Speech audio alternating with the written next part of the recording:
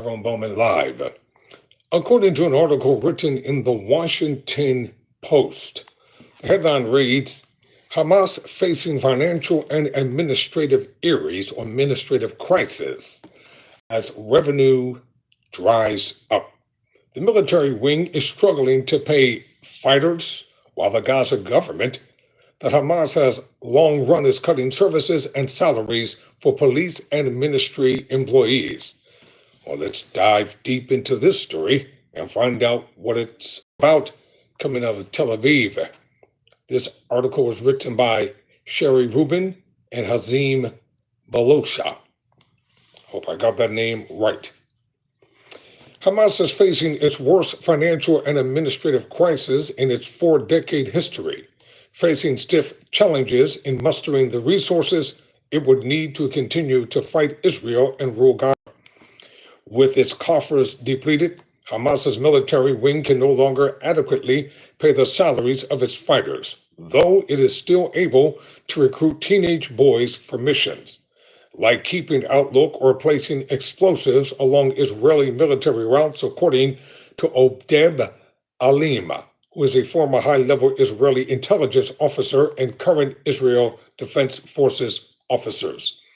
The group has also been unable to replace the well-equipped tunnels and underground command centers that Israeli forces have destroyed in their bid to uproot Hamas. Before he was killed in an airstrike 2 months ago, Hamas's military commander, Mohammed Sinwar, had taken refuge in a one-room hideout 30 feet below a hospital in southern Gaza. The Spartan bunker was a far cry from the vast underground complex that the Israeli military said it found earlier in the war further north, which included spacious white tiled rooms, a blast-proof door, mechanical ventilation, and ample space to accommodate weapon stockpiles. Nor can the Hamas administration meet the payroll of police and military employees in Gaza, where the group had been the government authority since 2007, or continued to pay death benefits to the families of fighters killed, according to Alam, a local Palestinian policeman, and 2 other Gazans. Ibrahim Madhoun, a Ghanaian analyst close to Hamas, said that the group had not prepared for more than a year of war and had been forced to adopt austerity measures such as cutting administrative costs and salaries while trying to maintain basic services. Pardon me, I meant to say austerity. Austerity measures such as cutting administrative costs and salaries while trying to maintain some basic services. For instance, by setting up emergency committees that provide basic local services such as garbage collection and management of generator fuel, and thus some semblance of governing authority. To pick up some of the slack, Madhoun said Hamas also relies on efforts of the local community and the, quote, strong social network that help absorb the shocks, end quote. Hamas officials did not respond to requests for comment about the group's financial health. Hamas and Israel are currently negotiating over a possible 60-day ceasefire, with Israel seeking to ensure that it can maintain pressure on Hamas and the militant group looking for a lifeline.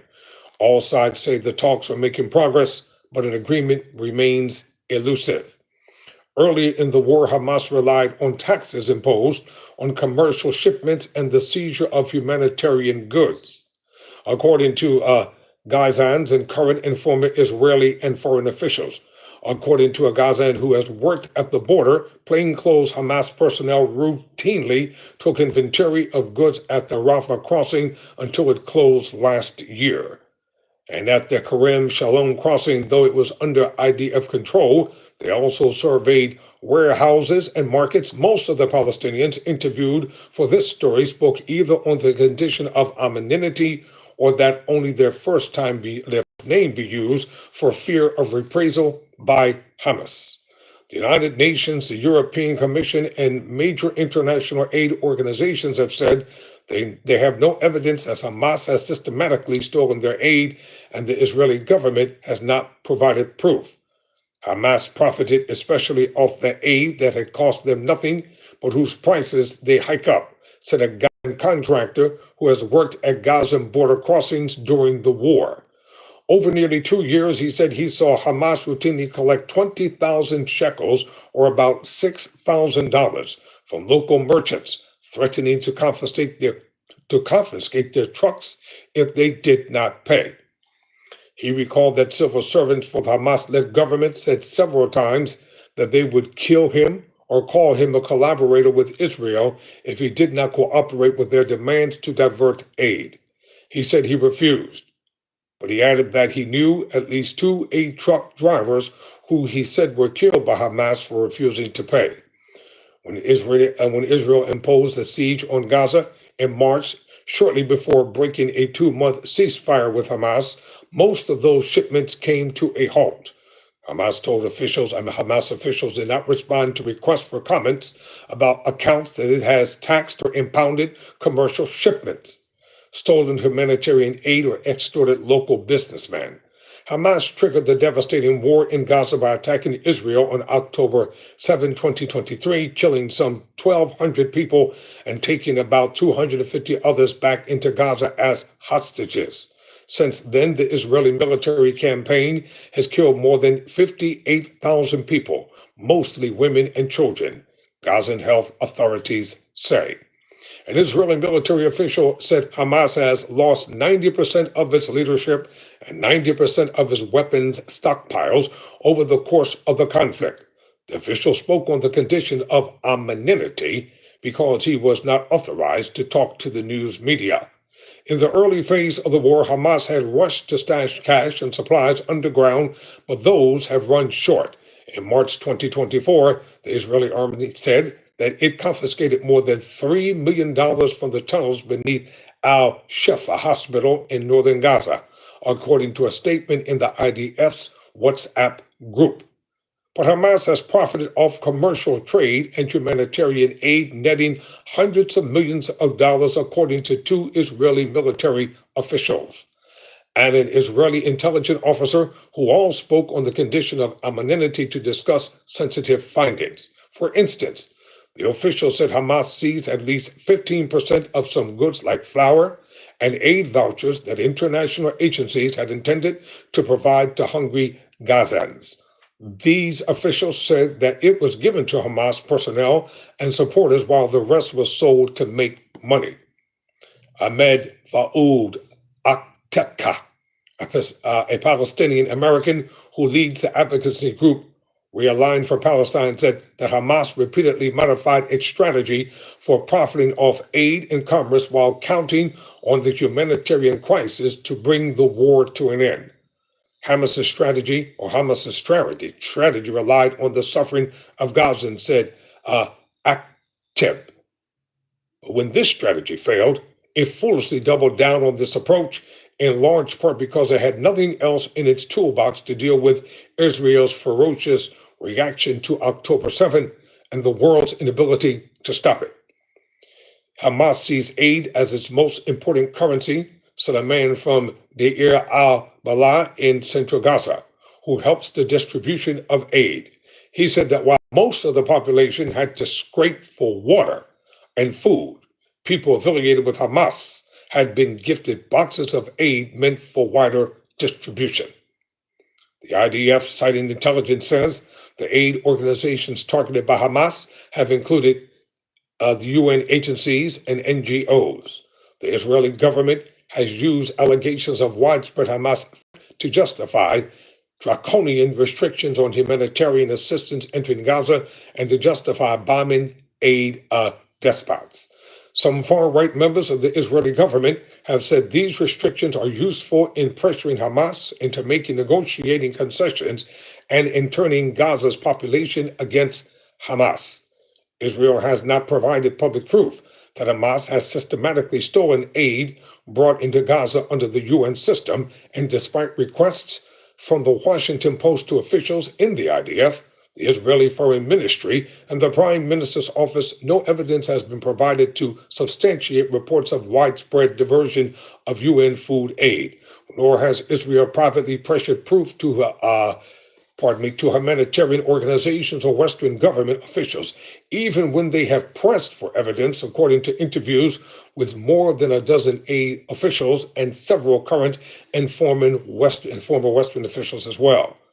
Carl Saul, Deputy Executive Director for the UN's World Food Program, one of the main providers of flour in Gaza throughout the war, said in an interview that systemic aid diversions by Hamas has not been an issue for us so far in the conflict. WFP previously reported 3 instances of looting of its supplies during 21 months of war. We have mitigating measures that we have drawn lessons from over the past 40 years operating in these kinds of complex environments with armed groups, he said. We are putting all these mitigating measures into place. Officials from several major international aid organizations have also said that there has been no systematic diversion of their aid by Hamas, and that they have robust procedures for tracking aid as it enters Gaza and is distributed. An Egyptian official, briefed on intelligence, however, said that Hamas had indeed stolen some of this food aid. Hamas is trying to use the aid to survive. It's happening, said the official, who spoke on the condition of anonymity because he was not authorized to talk to the news media. Among the group's demands in negotiations with Israel over a new ceasefire deal is the reopening of Gaza's borders and the surging of humanitarian aid, partly to alleviate the severe shortage of food that has turned public opinion against Hamas, but also to revive its cash flow, said an official familiar with the talks who spoke once again on the condition of anonymity to discuss sensitive deliberations. One of the reasons that Hamas is pushing for a return to the old system is that they have guns in all of the warehouses, said a Western official who spoke on the condition of anonymity because they were not authorized to talk to the news media. The presence of employees of the Gaza government allows Hamas to regulate and monitor market activities, as well as tax or seize some of the supplies at times, said a high-level Israeli official. Until commercial shipments into Gaza were suspended in October, Hamas taxed these imports at the border, and if traders refused, commandeered a portion of their trucks and sold their contents to a Gazan merchant. According to a Gazan economic reporter, he said that before the war, fuel and cigarettes were the highest taxed and most profitable items for the Hamas government in Gaza, adding that revenue data has been difficult to access. A Gazan businessman said Hamas had imposed a tax of at least 20% on many goods. The group also would take control of trucks carrying high-demand goods like flour, which could sell for up to $30 for a kilogram, and steal fuel meant for aid groups. Fuel supplies have produced high revenue for Hamas during the war, with the group both taxing and seizing fuel stored at gas stations for sale, said an Israeli military official who spoke on the condition of anonymity in accordance with military protocol.